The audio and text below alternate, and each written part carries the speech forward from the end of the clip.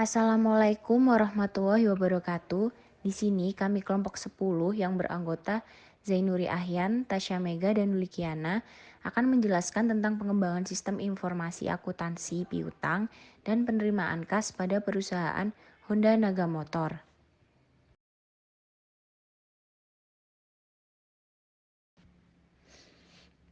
Gambaran umum usaha. CV Honda Naga Motor merupakan sebuah usaha showroom dan bengkel yang menjual mobil baru dan bekas dengan kualitas yang bagus dan melayani servis mobil dengan segala merek. Lokasi perusahaan ini di Jalan Lingkar Selatan, Jempong Baru, Kecamatan Sekarbela, Kota Mataram, Nusa Tenggara Barat. Lokasi ini sangat strategis, sehingga konsumen mudah dalam menentukan perusahaan dalam menjual dan membeli mobil ataupun perawatan kendaraan. Perusahaan ini didirikan oleh Benny Kusuma dan Eni Kusuma.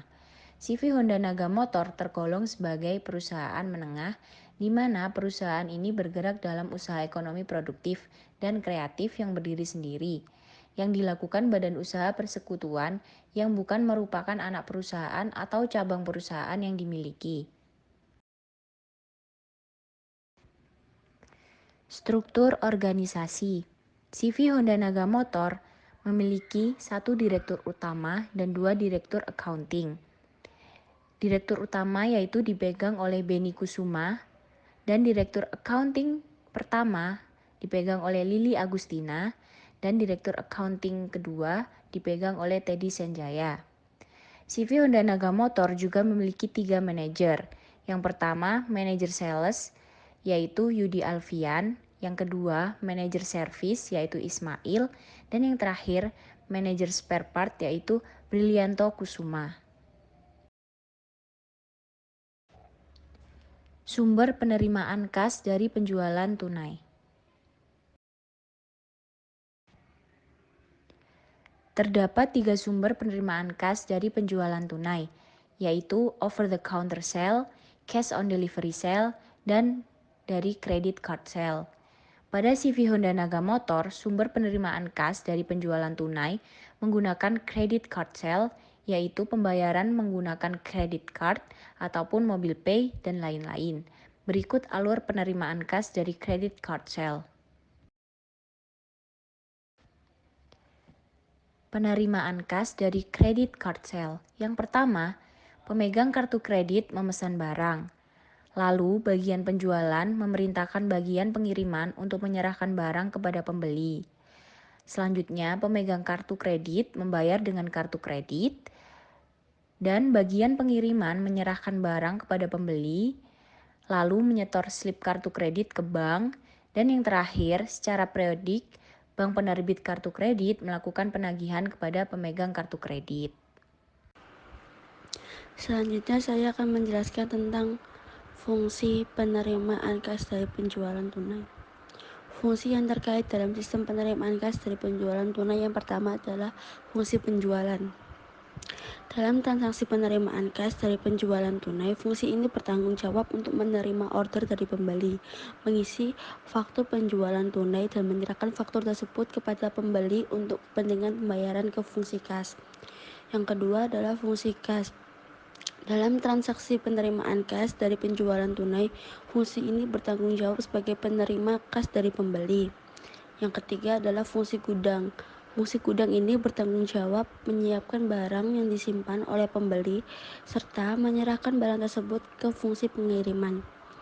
Yang keempat adalah fungsi pengiriman. Fungsi pengiriman ini bertanggung jawab untuk membungkus barang dan menyerahkan barang yang telah dibayar harganya kepada pembeli. Dan yang terakhir adalah fungsi akuntansi. Fungsi akuntansi adalah bertanggung jawab sebagai pencatat transaksi penjualan dan penerimaan kas dan pembuat laporan penjualan. Kemudian adalah dokumen yang digunakan dari sistem penerimaan kas penjualan tunai adalah yang pertama ada faktur penjualan tunai. Faktur penjualan tunai sendiri adalah dokumen ini digunakan untuk merekam sebagai informasi yang diperlukan oleh manajemen mengenai transaksi penjualan tunai. Yang kedua adalah pita register kas, yaitu dokumen ini dihasilkan oleh fungsi kas dengan cara mengoperasikan mesin register. Pita register ini merupakan bukti penerimaan kas yang dikeluarkan oleh fungsi kas dan merupakan dokumen pendukung faktur penjualan tunai yang dicatat dalam jurnal penjualan. Yang ketiga ada credit card sales slip. Dokumen ini dicetak oleh credit card center bank yang menerbitkan kartu kredit dan diserahkan kepada perusahaan yang menjadi anggota kartu kredit bagi perusahaan yang menjual barang atau jasa. Dokumen ini diisi oleh fungsi kas dan berfungsi sebagai alat untuk menagih uang tunai dari bank yang mengeluarkan waktu kredit untuk transaksi penjualan yang telah dilakukan kepada pemegang kartu kredit. Dan yang terakhir ada bukti setor bank, dibuat oleh fungsi kas sebagai penyetor kas yang diterima dari piutang ke bank. Bukti setor dibuat 3 lembar dan diserahkan oleh fungsi kas ke bank bersamaan dengan penyetoran dari piutang ke bank. 2 lembar tebusannya diminta kembali bank setelah ditandatangani dan dicap oleh bank sebagai bukti penyetoran kas ke bank. Bukti setor bank diserahkan oleh fungsi kas kepada fungsi akuntansi dan dipakai oleh fungsi akuntansi sebagai dokumen sumber untuk pencatatan transaksi penerimaan kas dari piutang ke dalam jurnal penerimaan kas. Selanjutnya ada catatan akuntansi yang digunakan dalam sistem penerimaan kas dari penjualan tunai. Yang pertama, jurnal penjualan. Digunakan oleh fungsi akuntansi untuk mencatat dan meringkas data penjualan. Yang kedua ada jurnal penerimaan kas. Digunakan oleh fungsi akuntansi untuk mencatat penerimaan kas dalam berbagai sumber diantaranya dari penjualan tunai. Yang ketiga ada jurnal umum. Dalam transaksi penerimaan kas dari penjualan tunai, jurnal ini digunakan oleh fungsi akuntansi untuk mencatat harga pokok produk yang dijual. Yang keempat, kartu persediaan digunakan oleh fungsi akuntansi untuk mencatat berkurangnya harga pokok produk yang dijual. Yang kelima, kartu gudang, yaitu digunakan untuk mencatat berkurangnya kuantitas produk yang dijual.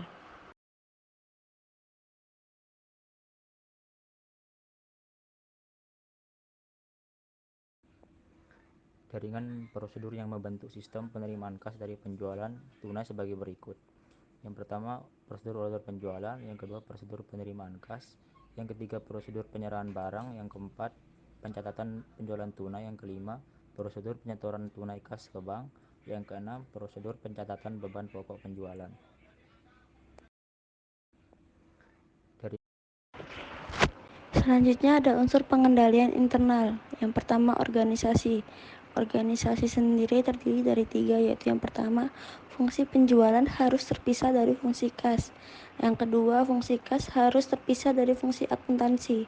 Ketiga ada transaksi penjualan tunai harus dilaksanakan oleh fungsi penjualan, fungsi kas, fungsi pengiriman, dan fungsi akuntansi. Selanjutnya ada sistem otoritas dan prosedur pencatatan, yaitu penerimaan order dari pembeli diotorisasi oleh fungsi penjualan dengan menggunakan formulir faktur penjualan tunai. Selanjutnya penerimaan kas diotorisasi oleh fungsi kas dengan cara membubuhkan cap lunas pada faktur penjualan tunai dan penempelan pita register kas pada faktur tersebut. Selanjutnya penjualan dengan kartu kredit bank didahului dengan permintaan otorisasi dari bank penerbit kartu kredit. Kemudian penyerahan barang diotorisasi oleh fungsi pengiriman dengan cara membubuhkan cap sudah diserahkan pada faktur penjualan tunai. Yang kedelapan ada pencatatan ke dalam buku jurnal diotorisasi oleh fungsi akuntansi dengan cara memberikan tanda pada faktur penjualan tunai. Kemudian ada praktik yang sehat. Pertama, faktur penjualan tunai bernomor urut tercetak dan pemakaiannya dipertanggungjawabkan oleh fungsi penjualan. Kemudian, jumlah kas yang diterima dari penjualan tunai disetor di seluruhnya ke bank pada hari yang sama dengan transaksi penjualan tunai atau hari kerja berikutnya. Selanjutnya, perhitungan saldo kas yang ada di tangan fungsi kas secara periodik dan secara mendadak oleh fungsi pemeriksa intern.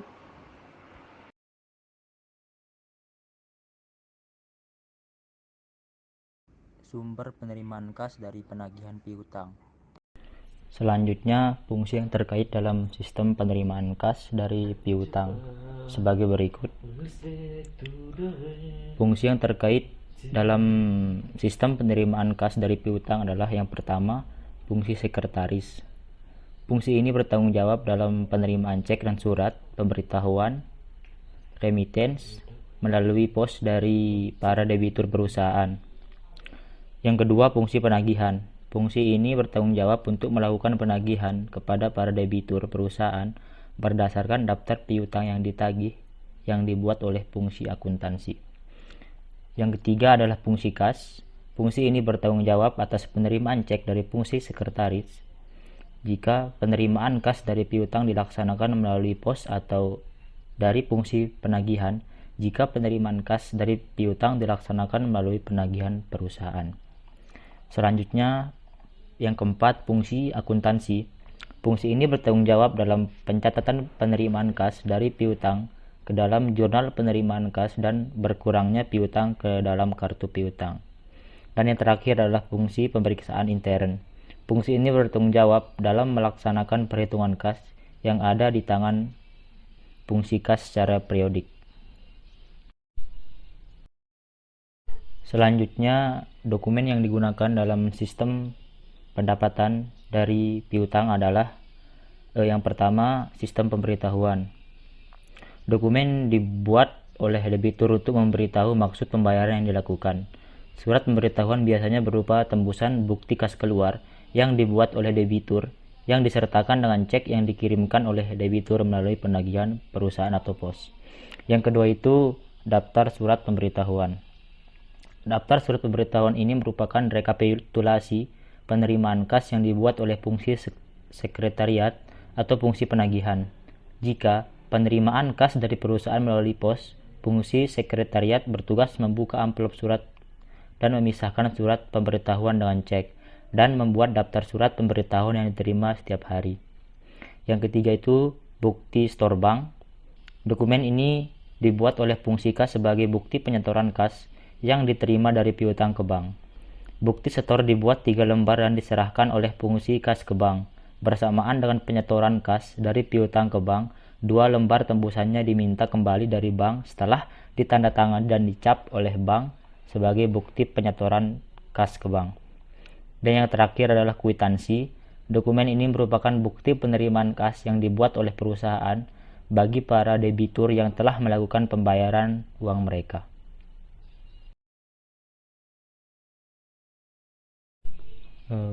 Berikut bagan alir dokumen sistem penerimaan kas dari piutang. Yang pertama itu bagian penagihan. Yang pertama itu bagian piutang menyerahkan daftar debitur yang harus ditagih. Selanjutnya bagian penagihan menagih piutang ke debitur. Selanjutnya bagian penagihan menerima cek atas nama dan surat pemberitahuan dari debitur. Selanjutnya, bagian penagihan menyerahkan surat pemberitahuan dari debitur. Dan yang kelima, bagian penagihan menyerahkan cek atas nama kepada bagian kasir. Pada bagian kasir menyetorkan cek ke bank perusahaan setelah dilakukan endorsement atas cek tersebut oleh pejabat yang berwenang. Selanjutnya, pada bagian perusahaan melakukan clearing cek ke bank debitur. Selanjutnya, bagan alir dokumen sistem penerimaan kas dari piutang, lanjutan atau opsi yang lain. Yang pertama itu bagian penagihan mengirim faktur penjualan kredit kepada debitur. Selanjutnya, debitur pada saat faktur jatuh tempo, debitur mengirimkan cek dan surat pemberitahuan ke kantor pos kreditur di kantor pos kota debitur. Selanjutnya, banknya kreditur mengambil cek dan surat pemberitahuan dari kotak kantor pos nasabah. Dan yang keempat, banknya kreditur mengirim daftar surat pemberitahuan dan surat pemberitahuan. Selanjutnya, bagian sekretariat menyerahkan surat pemberitahuan kepada bagian piutang untuk kepentingan posting ke dalam kartu piutang. Dan yang terakhir, banknya kreditur melakukan cek clearing kepada banknya debitur. Selanjutnya, unsur pengendalian internal. Yang pertama, organisasi. Pertama, fungsi akuntansi harus terpisah dari fungsi pengenagihan dan fungsi penerimaan kas. Yang kedua itu, fungsi penerimaan kas harus terpisah dari fungsi akuntansi. Yang kedua itu, sistem otorisasi dan prosedur pencatatan. Yang pertama, debitur diminta untuk melakukan pembayaran atas dalam bentuk cek atas nama atau dengan cara pemindah bukuan atau giro biliet. Yang kedua itu, fungsi penagihan melakukan penagihan hanya atas dasar daftar piutang yang harus ditagih yang dibuat oleh fungsi akuntansi. Yang ketiga itu, pengkreditan akun pembantu piutang oleh fungsi akuntansi atau bagian piutang harus didasarkan atas surat pemberitahuan yang berasal dari debitur. Selanjutnya, praktik yang sehat. Yang pertama itu, hasil perhitungan kas harus direkam dalam berita acara perhitungan kas dan disetor penuh ke bank dengan segera. Yang kedua, para penagih dan kasir harus diasuransikan atau fidelity bond insurance. Yang ketiga, kas dalam perjalanan, baik yang ada di tangan bagian kasir maupun di tangan penagih perusahaan, harus diasuransikan atau cash in safe dan cash in transit insurance. Mungkin sekian presentasi dari kelompok kami, yaitu kelompok 10. Kurang dan lebihnya mohon maaf. Wabillahi taufiq wal hidayah. Wassalamualaikum warahmatullahi wabarakatuh.